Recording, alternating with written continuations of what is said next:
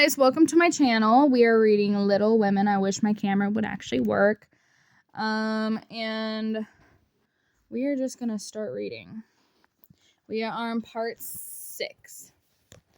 And the chapter is starting with chapter 6. Beth finds a palace beautiful. The palace beautiful. The big house did prove a palace beautiful, though it took some time for all to get in. Old Mr. Lawrence said something funny or kind to each other of the girls and talked over old times with their mother. Nobody felt afraid of him except timid Beth.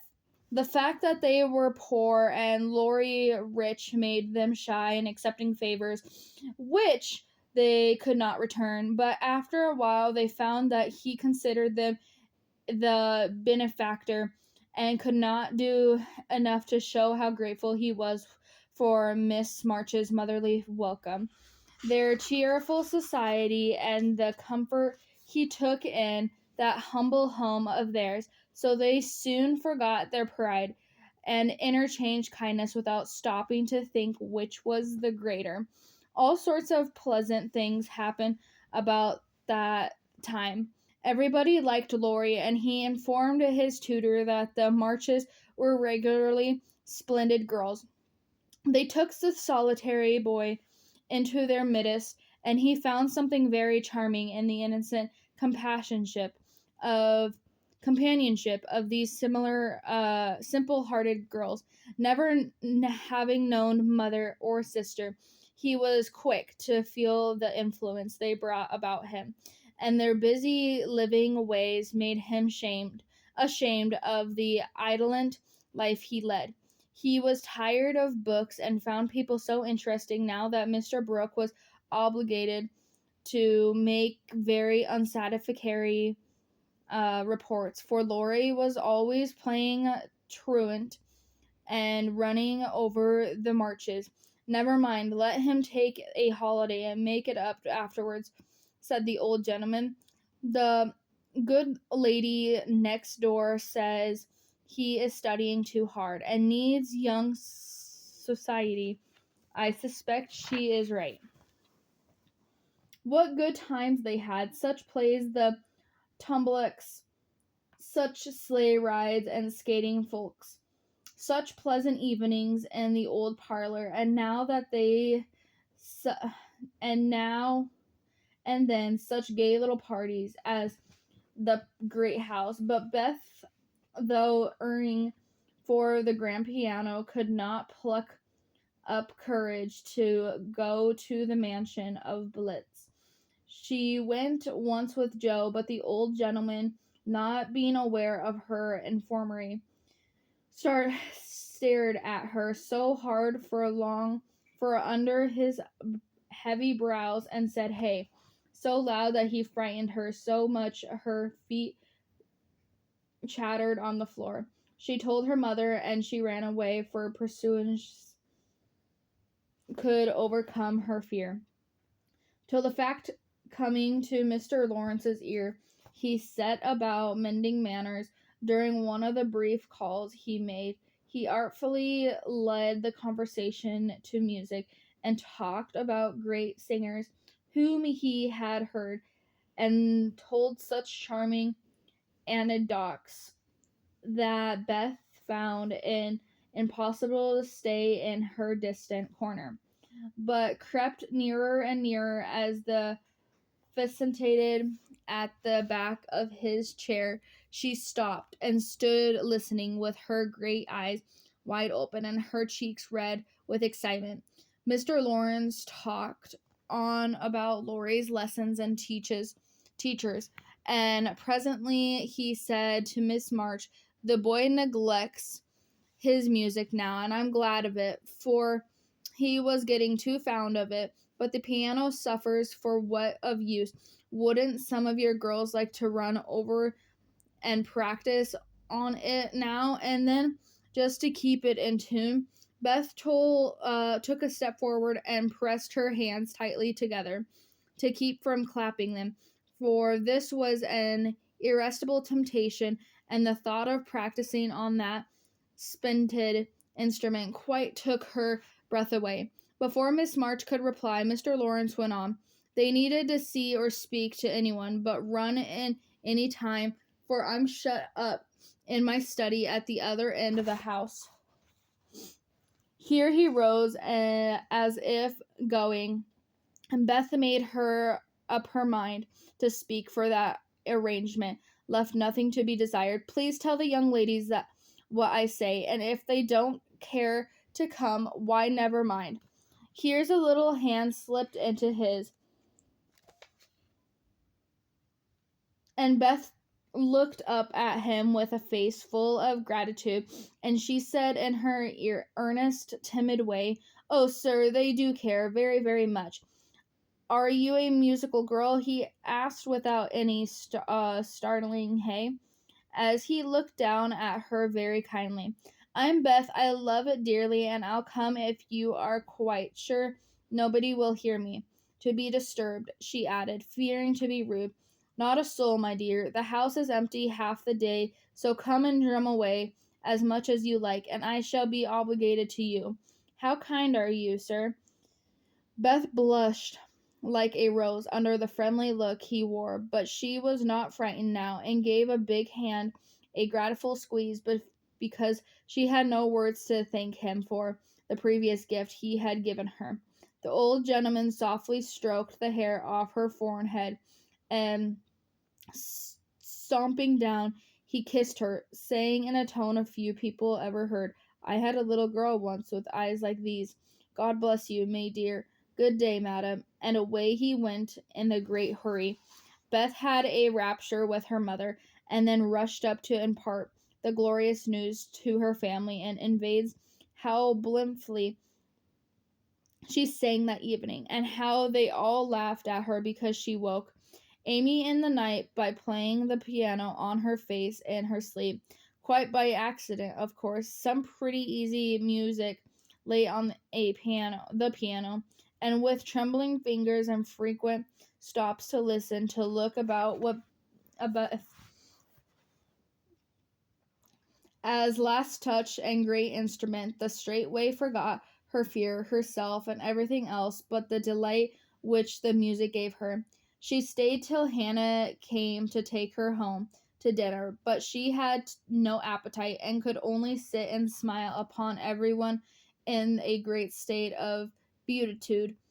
After that, the little brown hood slipped through the hinge nearly every day, and the great drawing room was haunted by a tuneful spirit that came and went unseen.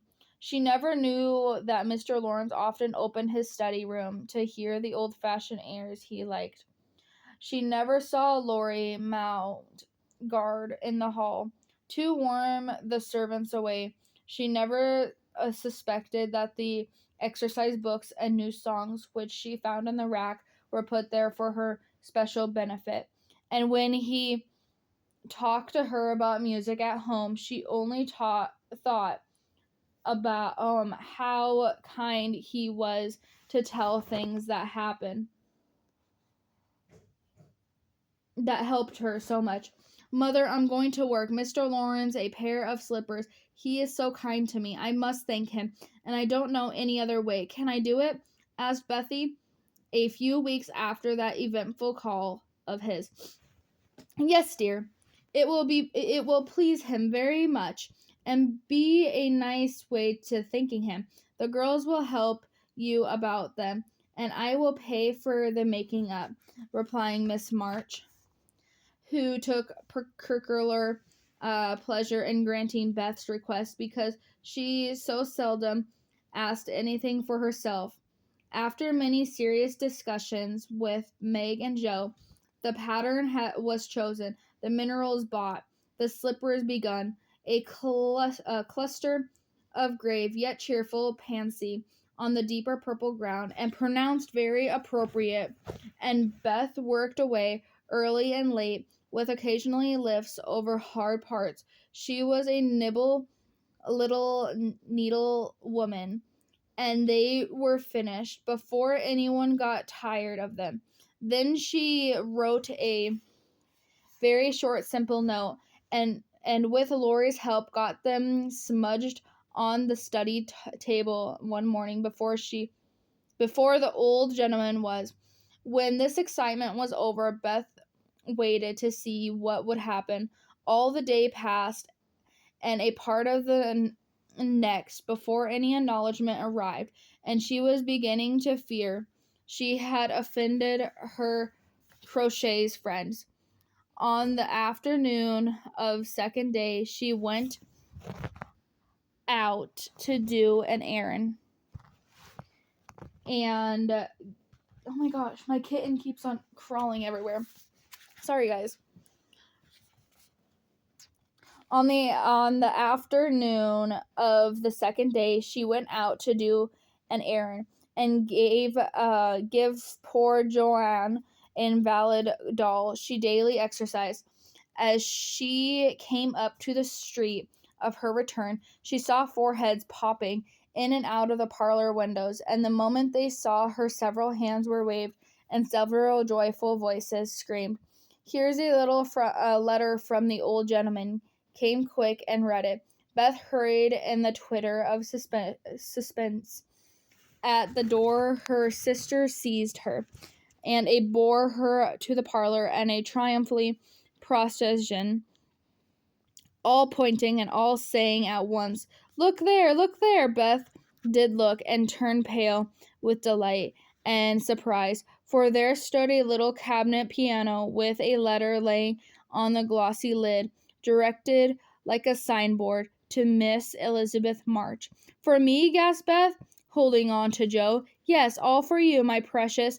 Isn't it splendid of him? Here's the key in the letter. We didn't open it, but we are dying to know what he says," cried Joe, offering the note. "You read it. I can't feel so queer." "Oh, it's too lovely." And Beth hid her face in Joe's apron. Joe opened the paper and began to laugh, for the first words she saw were, "Miss March, dear madam, I have had many pairs of slippers in my life, but never had any of that suited me so well of yours," continued Joe. "Heart's ease and my favorite flower, and these will always remind me of the gentle Jeaver. I like to pay my debts, so I know you will allow the old gentleman to send you something which once belonged to the little granddaughter he lost. With hearty thanks and best wishes, I remain your grateful friend and humble servant, James Lawrence." There, Beth, that's an honor to be proud of. I'm sure Lori told me how found Mr. Lawrence used to be of the child who died, and how he kept all her things carefully. Just think, he's given you her piano. That comes of having big blue eyes and loving music," said Joe, trying to soothe Beth, who trembled to look more excited than she had ever been before. "Try it, honey. Let's hear the sound of the baby piano," said Hannah, who always took a share in the family joys and sorrows. So Beth tried it, and everybody pronounced it as the most remarkable piano ever heard. It has eventually been newly tuned, put in apple pie order. "You'll have to go and thank him," said Joe.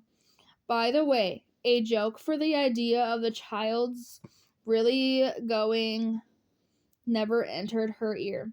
Here. "Yes, I mean to. I guess I'll go now before I get frightened thinking about it." And to utter amazement of assembly family, Beth walked down the garden, through the hinge, and in the Lawrence door. "Well, I wish I may die if it ain't the queerest thing I ever see. The Panny has turned her head. She never had gone in her right mind," cried Hannah, staring after her while the girls were re-entering, speechless by the miracle. They would have been still more amazed if they had seen what Beth did afterwards. She went and knocked at the study door, and when the gruff voice called out, "Come in," she said, "Go in," right up to Mr. Lawrence, and held out her hand, saying, well, only a small quaver in her voice, "I came to thank you, sir, for—" But she didn't finish, for he looked so friendly, and she forgot her speech, and only remembering that he had lost a little girl he loved, she put both arms round his neck and kissed him at the roof of his house, and suddenly flown off. The old gentleman wouldn't have been more astonished, but he liked it. Oh dear, yes, he liked it amazingly, and was so touched and pleased by the coveting little kiss that all his crushiness vanished, and just set her on his knees. And he just set her on his knee, and laid his wrinkled cheek against her rosy one, feeling as if he had his own little granddaughter back again. Beth ceased to fear him from the moment, and sat there talking to him, and cozily, as if she had known him all her life. For cast out fear, when she went home, he walked with her to her own gate, shook hands cordially, and touched his hat as he marched back again, looking very stately and erect. When the girls saw the performance, Joe began to dance and a jig. Amy nearly fell out of the window in her surprise, and Meg exclaimed with uplifted hands, "Well, I do believe the world is coming to an end." That is the end of chapter 6. I will see you guys in chapter 7. Have a good day.